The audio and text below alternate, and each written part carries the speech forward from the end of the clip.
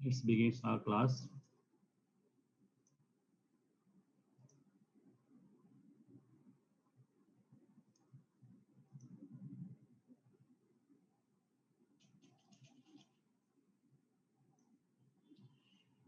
Okay. আজকে আমরা practically যেটা দেখব সেটা হলো thermodynamics of steel making process. So এখানে আমরা বেসিক্যালি thermodynamics এর যে ইম্পর্টেন্ট প্রিন্সিপালস গুলো অ্যাপ্লাই করা হবে during steel making process অথবা while understanding the chemical reactions that occurs inside furnace and how to control those elements behind the scene যে thermodynamics কাজ করে জাস্ট সেগুলো একটু হাইলাইট করব। এই আজকে যারা দেখবো সবগুলোই তোমরা পড়েছো, শুধু স্টিল মেকিং এ কিভাবে কাজ করে সেটা জাস্ট আন্ডারস্ট্যান্ড করবে। So our lecture outcome for today is explain the principal concepts of thermodynamics useful in steel making, analyze the general thermodynamic behavior of solution, যেহেতু আমরা thermodynamics স্টিল মেকিং এর যে সমস্ত ম্যাটেরিয়াল নিয়ে কথা বলবো, almost every material are solution, যার জন্য solution behavior is more important, and determine the interaction between solution and the solution যেগুলো ম্যাটেরিয়াল যেগুলো কথা বলছি প্রায় সবগুলো মাল্টি কম্পোনেন্ট সলিউশন। সুতরাং আমরা দেখেছি মাল্টি কম্পোনেন্ট সলিউশন হলে পরে কিভাবে ইন্টারাকশন হয়, আমরা সলিউশন পড়ার সময় ব্রিফলি হাইলাইট করেছি। সো সেগুলো আরেকটু রিভাইজ করা। So iron making and steel making দুটোর মধ্যেই ভ্যারাইটিস অফ কেমিক্যাল রিঅ্যাকশন হয়, তোমরা যেটা দেখেছো। এবং not only chemical reactions, other physical chemical প্রসেসও ইনভলভ, যেমন ফ্লো যেটা হয় সেটা ভিসকাস নেচারে হয়, নানান ধরনের ইন্টারফেশিয়াল ফেনোমেনা কাজ করে এখানে। বিকজ যদি আমরা একটা সলিডের সাথে গ্যাসের কথা রিঅ্যাকশনের কথা বলি, সলিডের সারফেস রিঅ্যাকশন হয়, অথবা স্ল্যাগের সাথে লিকুইড মেটালের যে রিঅ্যাকশন হয় সেগুলোও সারফেসে হয়, সবগুলো। সো মোটামুটি interfacial phenomena dominating here. Mass transfer is a common issue, because কার্বনের কথা যদি চিন্তা করি বা অক্সিজেনের কথা যদি বলি, তাহলে অক্সিজেন গুলা এই সারফেস থেকে কিভাবে আসতেছে, স্ল্যাগ সারফেস ভেদ করে যেটা লিকুইডে কিভাবে যায়, তো সেই সমস্ত মাস ট্রান্সফার গুলা and obviously সবকিছু at high temperature. So এই জিনিসগুলো স্টাডি করতে গেলে পরে ফিজিক্যাল কেমিস্ট্রি and thermodynamics একটা ইম্পর্টেন্ট রোল প্লে করে। সো যে সমস্ত কনসেপ্ট গুলো মূলত আমাদের এখানে কাজে লাগবে সেটা হলো রিঅ্যাকশন কাইনেটিক্স, রিঅ্যাকশনের ফ্রি এনার্জি, রিঅ্যাকশনের এনথালপি কত হবে, রিঅ্যাকশনের গ্রিপস ফ্রি এনার্জি কিভাবে ক্যালকুলেট করা যায়, কেমিক্যাল ইকুইলিব্রিয়াম কি করে মেইনটেইন করে, কেমিক্যাল ইকুইলিব্রিয়াম কনসিডার করে একটা ইনগ্রেডিয়েন্ট কি করে পার্সেন্ট কত সেটা বের করা, and solution thermodynamics obviously another part. So these are the common column to name, sorry.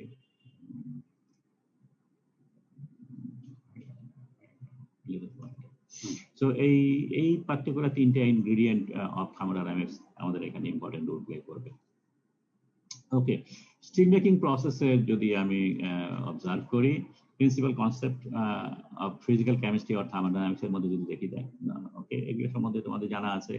System যেগুলো মানে আমরা যেটা নিয়ে ডিল করি, যে প্রবলেমটা নিয়ে, সেটাকে আমরা সিস্টেম হিসেবে ডিফাইন করেছিলাম।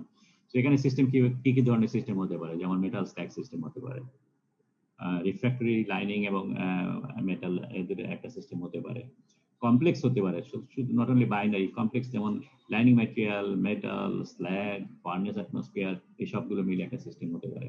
So all the systems are very complex in nature, and real system যেটা too complex to be analyzed. আমরা আমাদের সেকেন্ড ইয়ার থার্মোডাইনামিক্স যেগুলো বলেছিলাম ভেরি সিম্পল সিস্টেম, এই বার অফ কপারের কথা বলেছি, just one material, one substance, কিন্তু এখানে নানাবিধ সবগুলো একসাথে ইন্টারাকশন যখন করে, তো এগুলো ভেরি কমপ্লেক্স এবং এগুলো অ্যানালাইজ করা ভেরি ডিফিকাল্ট। যার জন্য যারা অ্যানালাইটিক্যাল কেমিস্ট যারা আছে, অ্যানালিটিক্যাল থার্মোডাইনামিক্স যারা আছে, তারা সাধারণত এগুলাকে সিম্পল মডেলে ভাগ করে, সিম্পল সিস্টেমে ভাগ করে তারপর ওগুলাকে অ্যানালাইজ করে। যেমন আমরা একটু আগে বললাম lining, metal, slag, furnace, atmosphere, এই পুরো জিনিসটাই একটা কমপ্লেক্স সিস্টেম।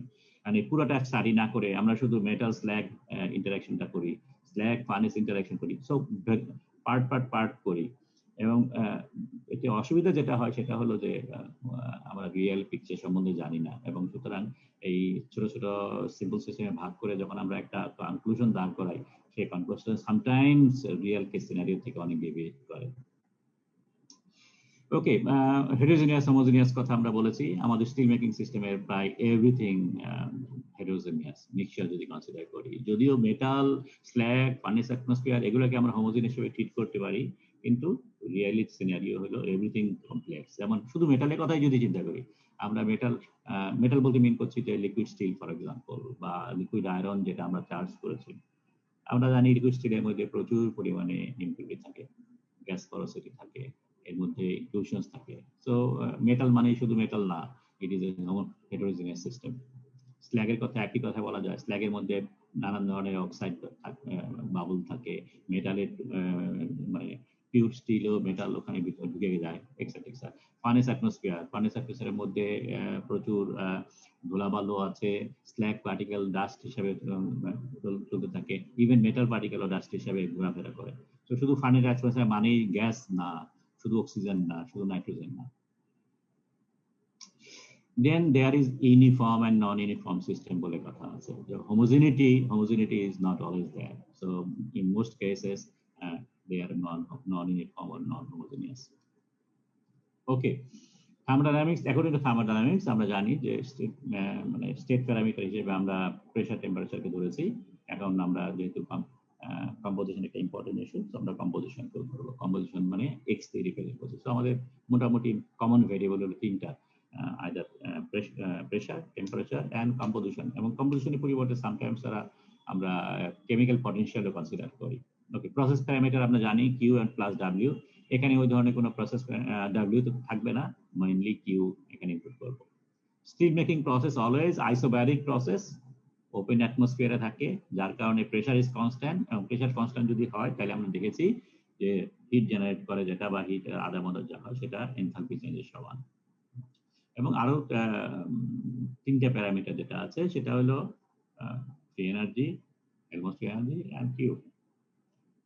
ওকে, এনথালপি চেঞ্জ আমরা ক্যালকুলেট করেছিলাম, মনে আছে? এনথালপি আমরা পিওর এনার্জি কখনো ক্যালকুলেট করি না, আমরা সবসময় চেঞ্জ ইন এনার্জি কনসিডার করি। সো চেঞ্জ ইন এনথালপি আমরা কনসিডার করব। And normally standard enthalpy change consider করি at 298 কে, যেটাকে এইচ নট দিয়ে রিপ্রেজেন্ট করে। অফেন টেম্পারেচার মেনশন করে, অফেন মেনশন করে না। Entropy of all substance at absolute zero is equal to zero from second law of thermodynamics, সেটা আমরা দেখেছি। ওকে, ফর্মুলা, কমন ফর্মুলা যেগুলো আছে সেটা H is equal to U plus PV, সেটা আমরা জানি। G is equal to H minus TS, সেটা জানি। ফ্রি এনার্জিটাই যেহেতু মেইন ইস্যু, সুতরাং ফ্রি এনার্জি ক্যালকুলেট করতে গেলে change in free energy, change in enthalpy minus temperature, এইটা নিচে হবে। So temperature multiplied by change in entropy at the given temperature. যদি আমরা এই এইচ এবং এস কে ইন্ডিপেন্ডেন্ট টু টেম্পারেচার কনসিডার করি ফর সিম্পলিসিটি, তাহলে আমরা এই দুটাকে স্ট্যান্ডার্ড এনার্জি হিসেবে রিপ্লেস করতে পারি। ওকে, আরেকটা জিনিস হলো আমরা যেহেতু সবকিছু রিঅ্যাকশন হয় হায়ার টেম্পারেচারে, সুতরাং হাই টেম্পারেচারে ক্যালকুলেট করার জন্য আমরা এই ধরনের ফর্মুলা দেখেছি যে change in enthalpy at temperature is equal to room temperature enthalpy plus integration CPdT, NCPdT, n is the number of moles. So delta Cp সমান reactant Cp minus product Cp, মানে Rp মানে reaction product, আর SR মানে হলো starting reactant. So এই দুটোর difference এবং Cp এর formula এটা আমরা দেখেছি। ওকে, সো এই গেল হাই টেম্পারেচারে কি করে এইচ ক্যালকুলেট করে বা জি ক্যালকুলেট করে, সিমিলার ফর্মুলা দিয়ে। মাঝখানে যদি ফেজ চেঞ্জ হয় তাহলে আমরা দেখেছি যে আরেকটা টার্মিনোলজি এখানে যোগ হয়, এটার কথা আমরা দেখেছি। এন্ট্রপিও সেম ফর্মুলা দিয়ে আমরা ডিটারমিন করতে পারি at higher temperature integrated sign. So finally আমাদের রিঅ্যাকশন ডেল্টা জির বেলায় আমরা যেটা একটু আগে বললাম যে আমরা স্ট্যান্ডার্ড কন্ডিশনে ধরতে পারি, যদিও আমরা একটা হাই টেম্পারেচার হিসাব করছি, considering delta CP is equal to 0 বা H and S independent to temperature. এটা সিম্পল ক্যালকুলেশন হয়, এরর কিছু আসে, বাট আমরা নেগলেক্ট করতে পারি। ওকে, এখন এই ডেল্টা জি যেটা আছে, এখন এই ভ্যালুগুলো যদি আমরা আলটিমেটলি বসাই, তাহলে ডেল্টা জি এই ধরনের একটা জেনারেলাইজড ফর্মুলা আসে।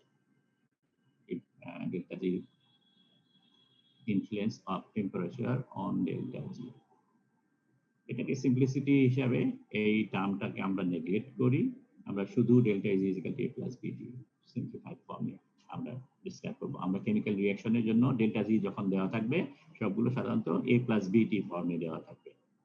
এ হইল ডেল্টা এইচ নট, আর বি হইল delta S naught with A minus sign.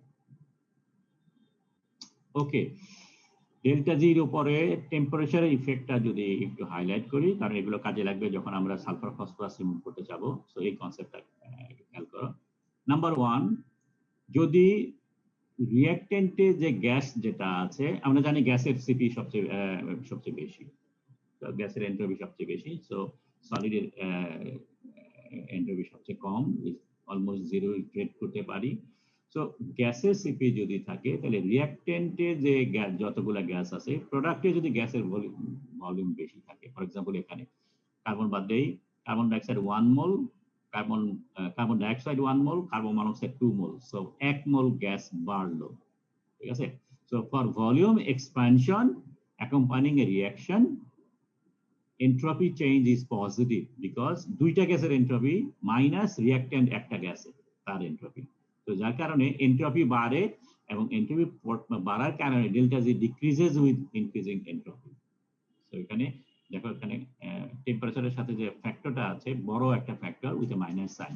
তো টেম্পারেচার যত বাড়বে, এন্ট্রপি তত কমতে থাকবে, delta G decreases with increasing entropy. Delta G decreases মানে হলো রিঅ্যাকশন ফিজিবিলিটি বাড়তে থাকে।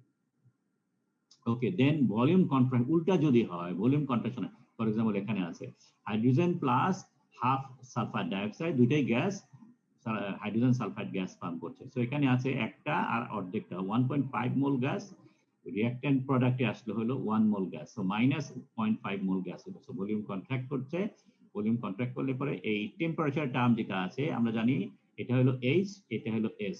সো এস নেগেটিভ হয়, তার মানে নেগেটিভ ফর্মুলা নেগেটিভের সাথে পজিটিভ হয়ে গেল, সো টেম্পারেচার বাড়লে পরে এই টার্মটা বাড়তে থাকে, সো ডেল্টা জি বাড়তে থাকে, delta G increases with temperature.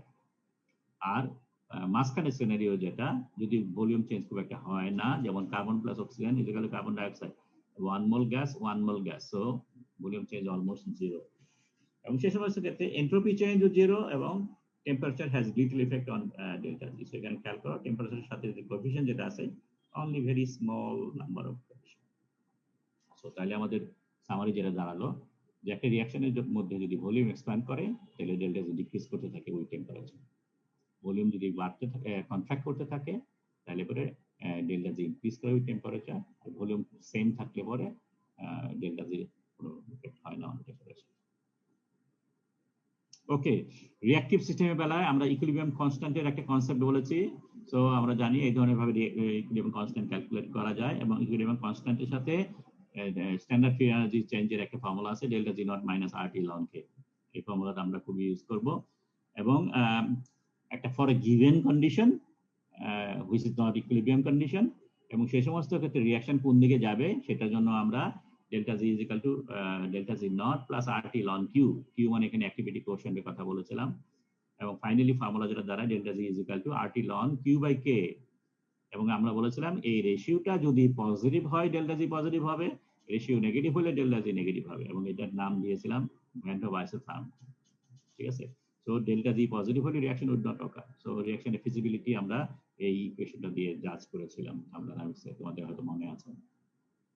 Okay, still making reaction গুলো আমরা জানি mostly oxidise system, so oxidation reaction গুলো হয়, এবং আমরা এলিংহাম ডায়াগ্রামের কথা বলেছিলাম, যেখানে 1 মোল গ্যাসের সাথে রিঅ্যাকশন গুলো করানো হয়েছিল মেটালের।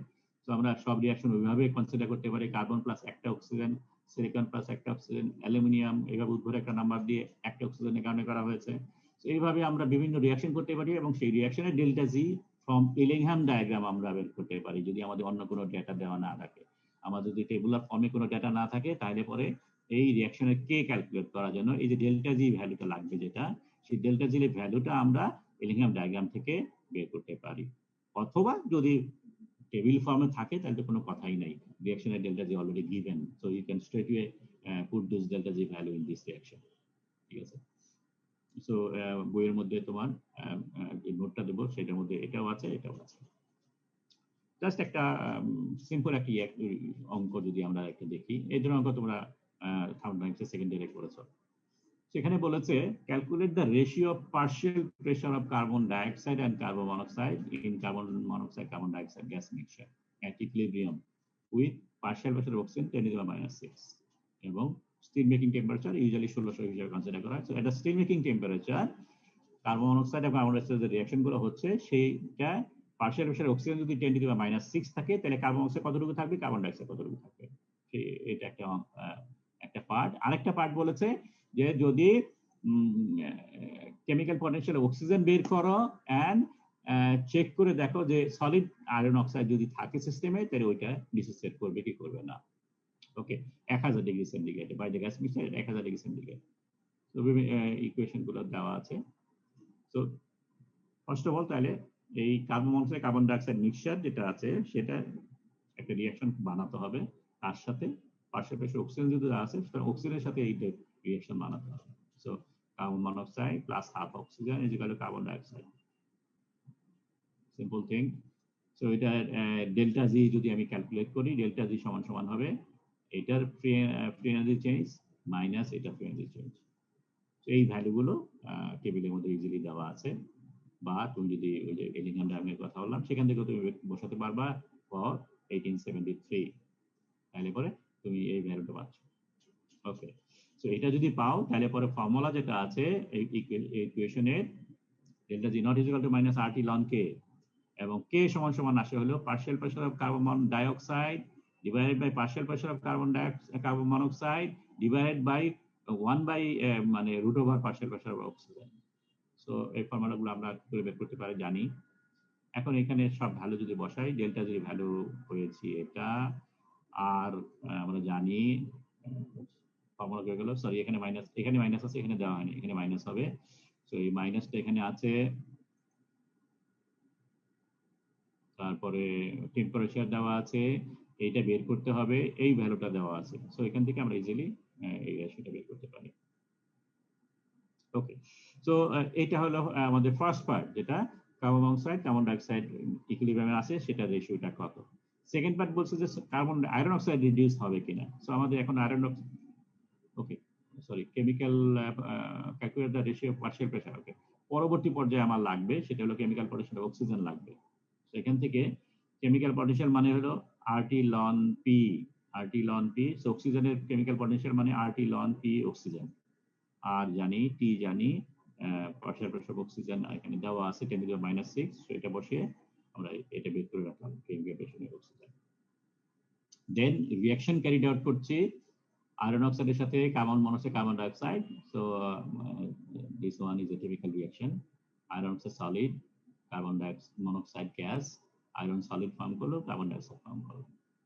তো এগেইন এটা ডেল্টা জি নট যদি বের করি তাহলে এটার ডেল্টা জি এফ মাইনাস এটা ডেল্টা জি এফ মাইনাস এটা ডেল্টা জি এফ, এটা সলিড, এটা পিওর এলিমেন্ট, এটা বাদ। সো এই তিনটার ভ্যালু টেবিল থেকে নিয়ে আমরা ক্যালকুলেট করলে পরে ডেল্টা জি নট এটা পেলাম। এখন আগের মতোই যদি আমরা delta G not is equal to RT ln K বের করি, তাহলে লন কে সমান সমান আসে হলো এটা সলিড পিওর এলিমেন্ট, এটা পিওর এলিমেন্ট, এদের অ্যাক্টিভিটি বাদ গেল, এটা পার্শিয়াল প্রেশার ডিভাইডেড বাই এটা পার্শিয়াল প্রেশার। ওকে ফাইন, তাহলে এখন এটার ভ্যালু ক্যালকুলেট করেছি, এই দুইটা ভ্যালু জানি। এখন এটা ইকুইলিব্রিয়াম কন্ডিশনে এটা আমরা বের করলাম 90, অ্যাকচুয়াল কন্ডিশনে ভ্যালু একটু আগে আমরা পেয়েছি সেটা হলো 2.39। এখন RT ln K by Q যদি বসাই তাহলে পরে কিউ বাই কে ভ্যালু আসে একের চেয়ে অনেক বড়, সো এটা পজিটিভ। সো রিঅ্যাকশনের ডেল্টা জি পজিটিভ হবে, সো এই reaction will not occur. So okay, এই ধরনের অঙ্ক আমরা আগে করেছি।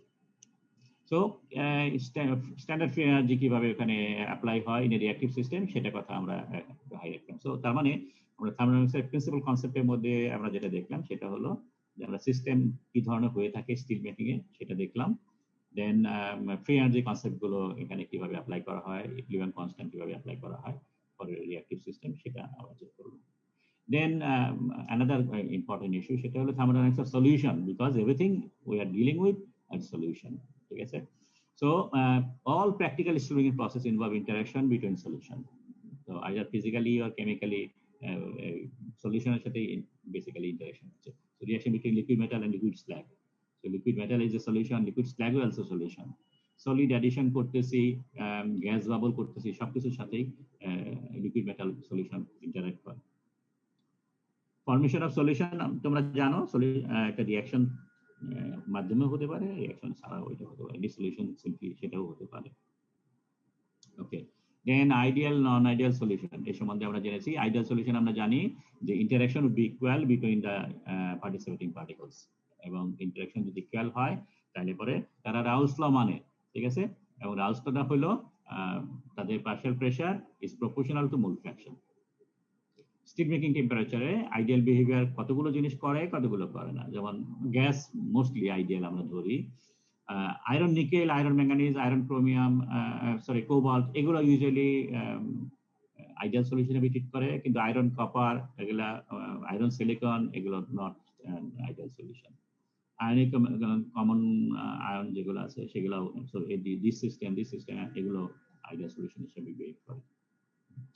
যদি সলিউশন আইডিয়াল হয় তাহলে আমরা বলছি রাউলস ল মানে, তাহলে এটা হলো রাউলস ল আমাদের স্ট্যান্ডার্ড ফরম্যাট আমরা দেখেছিলাম। সলিউশন যদি আইডিয়াল সলিউশন না হয় তাহলে পরে partial pressure proportional to not mole fraction proportional to activity, ঠিক আছে? এবং আমরা বলেছিলাম সিম্পলিফাইড ফর্মে যদি বলি A is equal to X যদি হয় তাহলে পরে ইট বিকামস আইডিয়াল সলিউশন। এবং রাউলস ল এটাকেও আমরা একটা alternate form of Raoult's law হিসেবে করেছি, যদিও this is the main form of Raoult's law. Okay, then আমরা বলেছি অ্যাক্টিভিটি অলওয়েজ মেনশন করতে হবে with respect to standard state, এবং কমন স্ট্যান্ডার্ড স্টেট হলো x is equal to 1 অথবা 100% পিওর মেটাল। তো পিওর মেটাল কে আমরা সাধারণত রাউলটিয়ান স্ট্যান্ডার্ড স্টেট বলি, এবং তার রেসপেক্টে এই অ্যাক্টিভিটি A ক্যালকুলেট করি। ওকে, এখন ডেভিয়েশন ফ্রম আইডিয়ালিটি আমরা দেখেছিলাম যে এই যে ইন্টারঅ্যাকশন যদি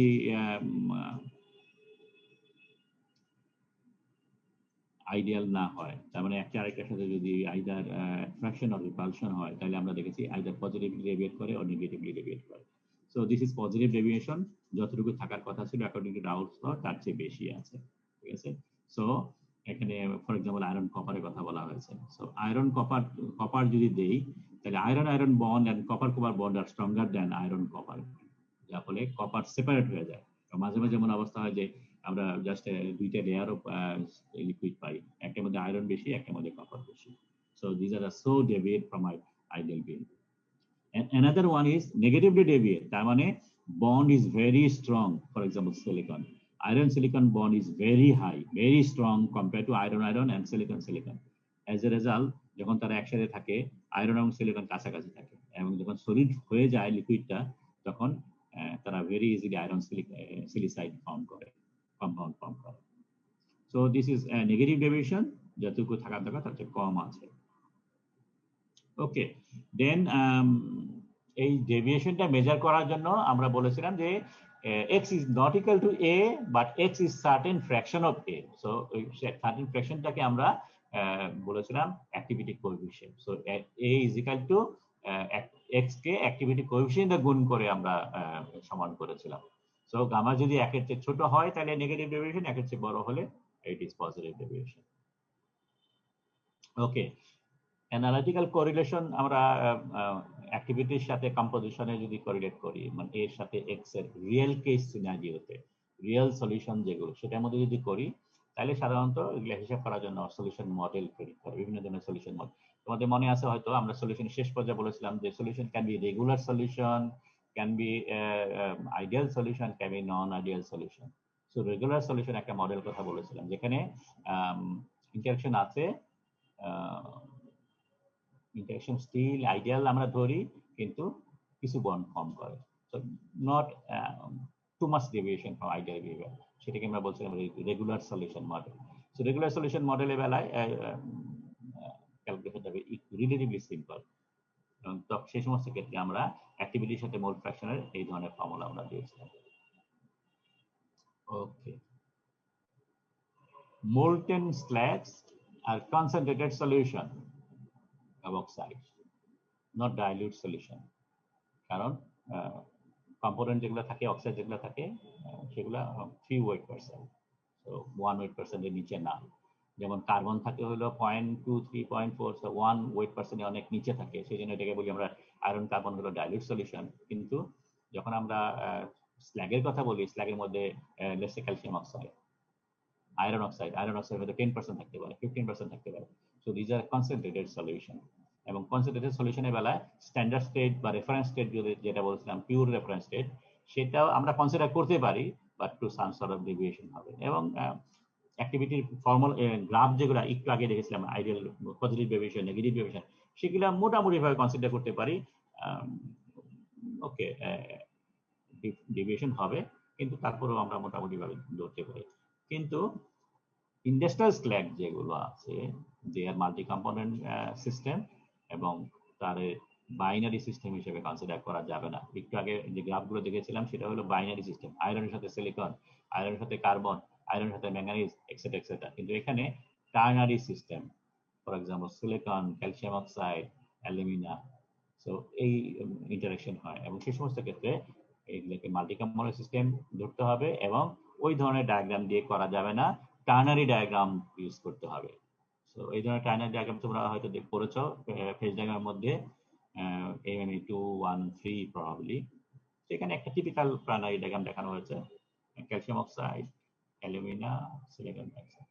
অ্যালুমিনা খেয়াল করো, আমরা অ্যালুমিনা জানি হলো Al2O3, এখানে এটাকে কমিয়ে দেওয়া হয়েছে, অর্ধেক করে দেওয়া হয়েছে, যাতে করে ক্যালসিয়াম অক্সাইড, সিলিকন ডাইঅক্সাইড এবং অ্যালুমিনা, এই অ্যালুমিনিয়াম অক্সিজেন 1.5, এগুলোর অ্যাটমিক নাম্বার কাছাকাছি আসে। ক্যালসিয়াম অক্সাইড হলো কত, ক্যালসিয়াম 40, অক্সিজেন 16, 56, সিলিকন ডাইঅক্সাইড 60, এখানে আসে হলো 51। সো মোটামুটি কাছাকাছি থাকার কারণে এদের ওয়েট পার্সেন্টেজ এবং মোল পার্সেন্টেজ কাছাকাছি হয়, যার কারণে ইন্টারচেঞ্জ করা ভেরি ইজি। আর এখানে ভিতরে যে লাইনগুলো যেগুলো দেওয়া আছে, চিকন লাইন যেগুলো আছে, এই লাইনগুলো আইসো লাইন ইন্ডিকেট করে ফেজ, এক একটা ফেজের মধ্যে। এবং চিকন লাইন যেগুলো আছে সেটা হলো আইসো অ্যাক্টিভিটি লাইন। এখানে শুধু সিলিকার জন্য আইসো অ্যাক্টিভিটি লাইন দেখানো হয়েছে। You can produce similar diagram for let's say calcium অক্সাইডের অ্যাক্টিভিটি লাইন অথবা অ্যালুমিনার অ্যাক্টিভিটি লাইন। এখানে আইসো অ্যাক্টিভিটি লাইন ফর সিলিকার দেওয়া আছে।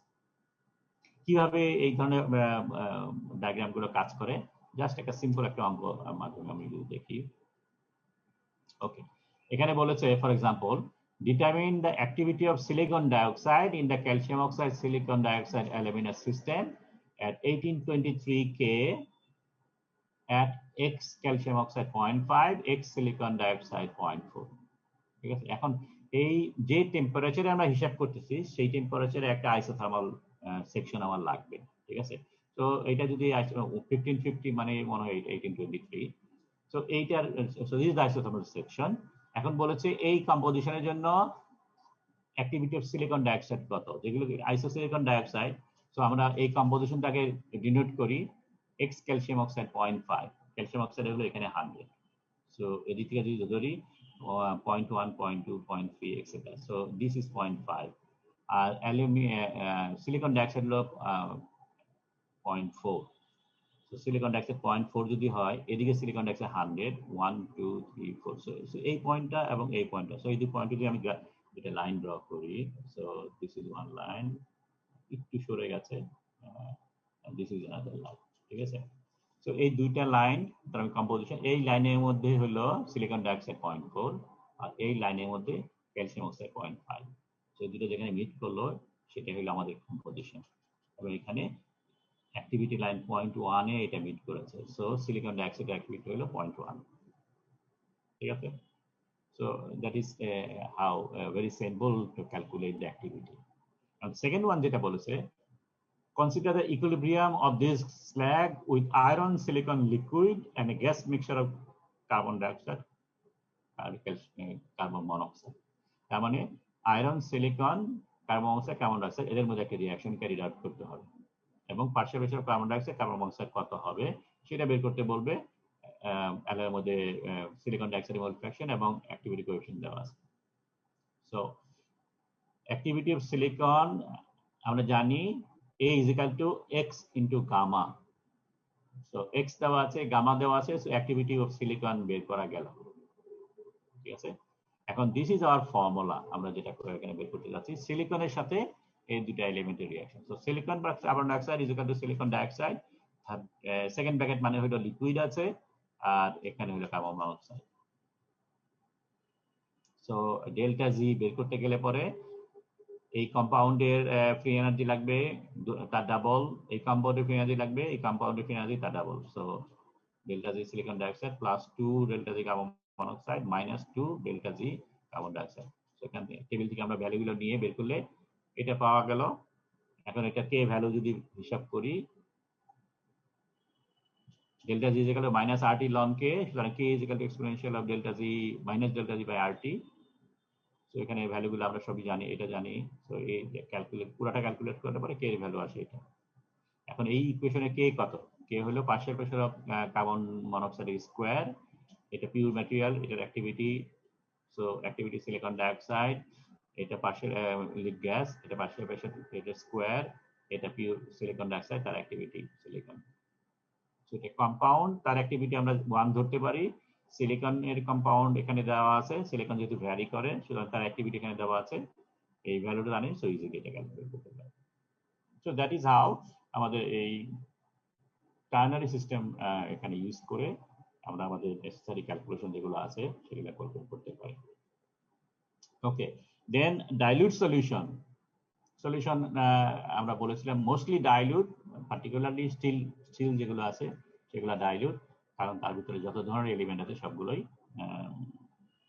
1% এর নিচে থাকে, এক্সেপ্ট হাই অ্যালয় স্টিল যার মধ্যে পার্সেন্ট অনেক বেশি থাকে। ফর এক্সাম্পল স্টেনলেস স্টিল যদি হয়, ক্রোমিয়াম আমরা জানি 18% এর কাছাকাছি। তো ওগুলোর কথা যদি বাদ দিই, অর্ডিনারি লিকুইড স্টিল যেগুলা সেগুলো বেশ মোস্টলি ডাইলিউট সলিউশন। এবং ডাইলিউট সলিউশনের মধ্যে ক্যারেক্টারিস্টিক্স আমরা জানি যে সলভেন্ট বিহেভ আইডিয়ালি, সো এটা রাউলস ল ফলো করে, আর সলিউট যেগুলো আছে সেগুলো ডাইলিউট সলিউশনের বিরুদ্ধে বিহেভ করে, তারা হেনরিজ ল ফলো করে। So mole fraction approaches to 0। So activity তখন এটা হিসাব করা হয়, activity equal to gamma not mole fraction, এটা আমরা দেখেছি। আর সলভেন্ট বিহেভ করে ideally, so activity equal to mole fraction. So Henry's লর এই ধরনের গ্রাফ আমরা দেখেছি। ওকে, এবং আমরা আরো জেনেছি যে হেনরিজ ল যেটা আছে সাধারণত লো কনসেন্ট্রেশনে এটা ওবে করে, কনসেন্ট্রেশন যত বাড়তে থাকে অ্যাকচুয়াল গ্রাফ উপর দিকে চলে যায়। সো হেনরিজ ল তখন আর no longer able to apply. So only for small concentration Henry's law এটা ফলো করে, ইন্টারঅ্যাকশন যত বাড়তে থাকে হেনরিজ ল তত ওবে করে না। ওকে, সো ফর 1 weight percent, এখানে তাহলে আরেকটা স্ট্যান্ডার্ড স্টেটের কথা আমরা এখানে বলেছিলাম যে for 1 weight percent Henrian activity H দিয়ে রিপ্রেজেন্ট করে ইজ ইকুয়াল টু 1। সো এখানে রাউলস ল বা রাউলডিয়ান অ্যাক্টিভিটি এখানে আমরা ইউজ করব না, A কনসিডার করব না, আমরা H কনসিডার করব। এবং বাইনারি অ্যালয়ের বেলায় আমরা বলবো যে হেনরিজ ল যদি ওবে করে তাহলে H সমান সমান ওয়েট পার্সেন্ট I, ওবে যদি না করে এখানে আমরা আরেকটা অ্যাক্টিভিটি কোএফিশিয়েন্ট ইউজ করেছি যেটা হলো F। এর বেলায় বলেছিলাম গামা, আর হেনরিজ লর বেলায় বলেছিলাম F। সুতরাং হেনরিজ ল যদি ওবে না করে তাহলে H is equal to F into weight percent, আর ওবে করলে just H is equal to weight percent. এবং এদের মধ্যে একটা রিলেশন আমরা দেখেছিলাম, জাস্ট একটু হাইলাইট করি, একটু কনসিডার করি। এখানে এই দুইটা স্ট্যান্ডার্ড স্টেটের মধ্যে কম্পেয়ার বা দুইটা অ্যাক্টিভিটির মধ্যে কম্পেয়ার যখন করেছিলাম, জাস্ট ফর্মুলা দিয়ে ভাগ করেছি। H is equal to Fi weight percent I, A is equal to gamma into X. So H K A দিয়ে ভাগ করেছি, H এর সমান যা, A এর সমান যা সেটা দিয়ে ভাগ করব। এখন এইটার মধ্যে আমরা একটা স্পেশাল কন্ডিশন ইম্পোজ করলাম যেটা হলো ডাইলিউট সলিউশন। ডাইলিউট সলিউশনে x টেন্ডস টু 0। সো যদি ডাইলিউট সলিউশন আমরা ইম্পোজ করি তাহলে F is equal to 1, gamma হয়ে যায় gamma not I। So ultimately H এবং I এর মধ্যে রিলেশনশিপ হয়ে যায় weight percent I divided by gamma not X। So A is equal to এই ফর্মুলাটা আসে। মোল ফ্র্যাকশনের সাথে ওয়েট পার্সেন্টেজের রিলেশন আমরা জানি, একদম সিম্পল ওয়েট পার্সেন্ট কিভাবে করে, মোল ফ্র্যাকশন মানে হলো total mole of I divided by total mole of I plus solute হলো এফ। এখন weight percent F almost is equal to 100। এটা যদি 100 হয়, this value almost is equal to 0। So এটা 0 হয়ে গেল, এটা 100 এমএফ আছে। So weight percent I M I, weight percent I M I, এই 100টা নিচে থাকলো, এটা উপরে চলে গেল। So X is equal two, এটা সিম্পলিফাইড ইন লিকুইড আয়রন সলিউশনের মধ্যে। এবং অ্যাক্টিভিটি যদি বের করতে চাই, এখন এই এক্স আইটাকে এখানে রিপ্লেস যদি করি, তাহলে আমরা এই ফর্মুলা, এই এমএফই যেটা আছে সেটা আমরা জানি 56, 56 একসাথে ভাগ করলে 0.56 হয়। So 0.56 H I gamma not I আর নিচে হলো M I. So this is the activity যেটা আমরা রাউলটিয়ান অ্যাক্টিভিটির সাথে হেনরিয়ান অ্যাক্টিভিটির একটা কোরিলেশন করলাম। এবং এই কোরিলেশন করলে পরে তাহলে আমরা delta G not is equal to R D ln A, এই ফর্মুলাটা আমরা জানি রাউলটিয়ান অ্যাক্টিভিটির সাথে। এখন যদি হেনরিয়ান অ্যাক্টিভিটির সাথে কম্পেয়ার করতে চাই, তাহলে এই এটাকে আমরা অ্যাকর্ডিংলি এটা দিয়ে রিপ্লেস করতে পারি। এখানে রিপ্লেস করলাম এবং আমরা জানি এইচ সমান সমান F I weight percent I, সেটা বের করলাম। সো আলটিমেটলি আমরা এই ধরনের একটা সিম্পলিফাইড ফর্মুলা। সো এই ভ্যালুটা করতে আসলে একটু জানা দরকার, সেটা হলো আর সমান সমান আমরা জানি এবং লগ জানি। সো লনকে লগে কনভার্ট করলে পরে এই ফর্মুলাটা আসে, ঠিক আছে? এবং আরটাকে যদি বসিয়ে দিই, so this is the value for delta G in terms of Henrian তার মানে ডাইলিউট সলিউশনের বেলা যদি আমরা ক্যালকুলেট করি। আরেকটা আছে যেটা, সেটা হলো ইন্টারঅ্যাকশন হয়। আমরা কথা বলেছিলাম যে যেহেতু এই সলিউশনটা মাল্টি কম্পোনেন্ট সলিউশন, সুতরাং মাল্টি কম্পোনেন্ট সলিউশন যদি হয় তাহলে পরে বিভিন্ন সলিডের জন্য ইন্টারঅ্যাকশন যেটা হয় সেটাও আমাদের কনসিডার করতে হবে। এবং এটা কনসিডার করার জন্য আমরা এই ধরনের একটা ফর্মুলা দেখেছিলাম, the interaction coefficient for any component should be multiplied by interaction of other component as well. So D effect on B, C effect on B, অন্য I effect on B, সেগুলো consider করতে হবে, ঠিক আছে? তো এখানে এই ইন্টারঅ্যাকশন কোএফিশিয়েন্টের যে ভ্যালু যেটা আছে সেটা হলো এই টার্নারি সিস্টেমের মধ্যে activity divided by weight percent B. So this is the general formula. এটা কিভাবে আলটিমেটলি ইফেক্টিভ হয়, যে এইচ সমান সমান আমরা জানি F B into weight percent B. So F B into weight percent B, F B সমান সমান এটা বসিয়ে দিলাম এবং তারপরে সবগুলোকে লগ নিয়ে আমরা এই ভ্যালুটা জানি, log B is equal to E into weight percent C. আমরা ই এর কথা বলেছিলাম ইন্টারঅ্যাকশন প্যারামিটার। তো সবগুলোর জন্য যদি আমরা এইভাবে বসাই তাহলে এইচ সমান সমান যেটা আসে এটার লগ, এটার জন্য এটা, ডি এর জন্য এটা, অন্যান্য এলিমেন্ট যেগুলো থাকে সেটার জন্য এটা, এবং finally weight percent B. So this is the general formula to calculate Hendian activity for multi-component system. আরেকটা আমরা ফর্মুলা পড়েছিলাম, সেটা হলো যে ই বি অন সি, তার মানে effect of B on C যদি জানি, effect of C on B সেটাও ক্যালকুলেট করতে পারি। এবং তার জন্য আমরা সেকেন্ড ইয়ারে শুধু এই পার্টটা পড়েছিলাম, শুধু এইটুকু পড়েছিলাম, কিন্তু অ্যাকচুয়ালি এটা একটা সিম্পলিফাইড ভার্সন, এর সাথে আরো এই পার্টটাও যোগ হবে, ঠিক আছে? ওকে, জাস্ট ফাইনালি এই জিনিসটা বোঝার জন্য একটা যদি ছোট্ট একটা অঙ্ক করি। Calculate the chemical potential of nitrogen gas at equilibrium with liquid steel at 1600 degree centigrade. Steel contains nitrogen, carbon এবং ম্যাঙ্গানিজ। তার মানে যেটা বলতে চেয়েছে যে এই কার্বন এবং ম্যাঙ্গানিজ থাকার কারণে নাইট্রোজেনের উপর ইনফ্লুয়েন্সটা কি সেটা বোঝানোর জন্য কয়েকটা দেওয়া আছে। এটা হলো ইকুইলিব্রিয়াম কনস্ট্যান্টের ভ্যালুটা দেওয়া আছে, ইকুইলিব্রিয়াম কনস্ট্যান্ট কিভাবে ক্যালকুলেট করা যাবে, টেম্পারেচারের সাথে কিভাবে ডিভাইড করে সেটা বলা আছে। আর এইখানে এই নাইট্রোজেন এই যে ভ্যালুটা আছে, নাইট্রোজেনের ভ্যালুটা ppm এ আছে। সো ওয়েট পার্সেন্টে না থেকে ppm এ আছে। সো এক ওয়েট পার্সেন্ট মানে 10⁴ ppm, সেই ভ্যালুটা দেওয়া আছে। ওকে, তাহলে আমাদের ফার্স্টলি বের করতে হবে chemical potential of nitrogen. Chemical potential of nitrogen সমান সমান যেটি ইকুইলিব্রিয়ামে আছে গ্যাসে স্টিলে, সো যেটাই বলি না কেন সেটা হলো RT ln P। Chemical potential is equal two RT ln P। ঠিক আছে। সো নাইট্রোজেনের কেমিক্যাল পটেনশিয়াল মানে হলো RT লন P নাইট্রোজেন, ঠিক আছে। এবং লনটাকে লগে কনভার্ট করার জন্য মানে 2.303 RT লন, ওখানে 4 যেটা ছিল সেটা হলো 1.987 ক্যালোরিকে 2.3 দিয়ে গুণ করা হয়েছিল, তো ওটা ক্যালোরিতে দেওয়া আছে। এখানে কোনো ক্যালোরি বলে কিছু নাই, আর ভ্যালু যেটা ধরবা সেটাই আছে। 2.3 এটা কেবলমাত্র লন থেকে লগে করার জন্য আসে। ওকে, সো এটা হলো আমাদের ইকুয়েশন। তার মানে আমরা যদি কেমিক্যাল পটেনশিয়াল বের করতে চাই তাহলে আমাদের এই log Pn লাগবে। ওকে, এখন আমাদের জেনারেল ফর্মুলা যেটা এখানে দেওয়া আছে সেটা হলো হাফ নাইট্রোজেন গ্যাস থেকে স্টিলে গেল অ্যাটমিক লেভেলে। তো এখানে হলো গ্যাস, এখানে হলো অ্যাটমিক লেভেল।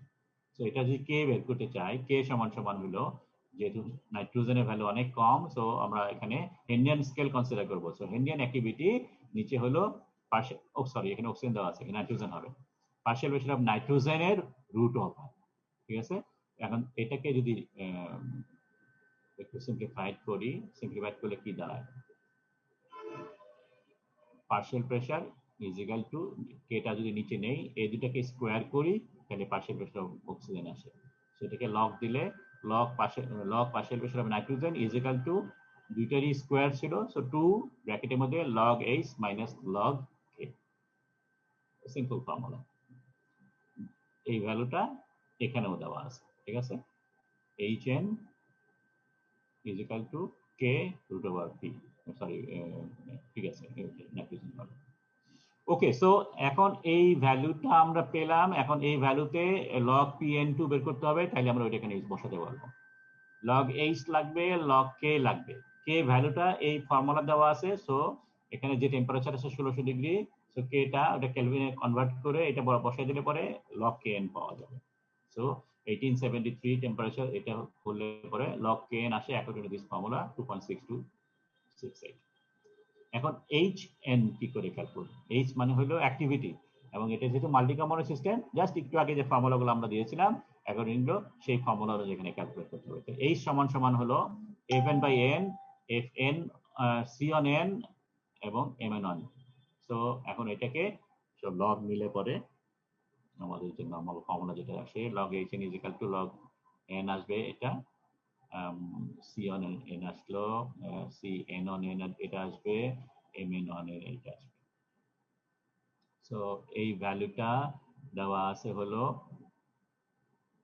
0.01%, 0.01%, কিন্তু ফর্মুলার মধ্যে আছে এটা ppm লেভেলে। সো 0.01 কে ppm এ কনভার্ট করা হলো, বাকিগুলো সব ওয়েট পার্সেন্টেজ আছে। এই ভ্যালুটা টেবিল থেকে পাওয়া যাবে, এই ভ্যালুটা দেওয়া আছে, এই ভ্যালুটা টেবিল থেকে পাওয়া গেল, এটা দেওয়া আছে সিমিলারলি দিস ওয়ান। এটা সবগুলো ক্যালকুলেট করলে লগ Hn পাওয়া গেল 2.055। সো এইটা ভ্যালু পেলাম, লগ এর ভ্যালু পেলাম, এই দুইটা যদি এই ফর্মুলার মধ্যে বসাই লগ Pn পাওয়া যাবে, এবং এই লগ Pnটা যদি এখন এখানে বসাই তাহলে পরে আমরা কেমিক্যাল পটেনশিয়াল অফ নাইট্রোজেন পাবো। সো অ্যাপারেন্টলি জিনিসটা যেটা দাঁড়ালো যে আমরা সেকেন্ড লেভেলে থার্মোডাইনামিক্সের কথা বলতেছি, জাস্ট একটু স্মল টুইস্ট, এবং পুরো থার্মোডাইনামিক্সটা এখানে আমরা ইউজ করছি না, আমরা শুধু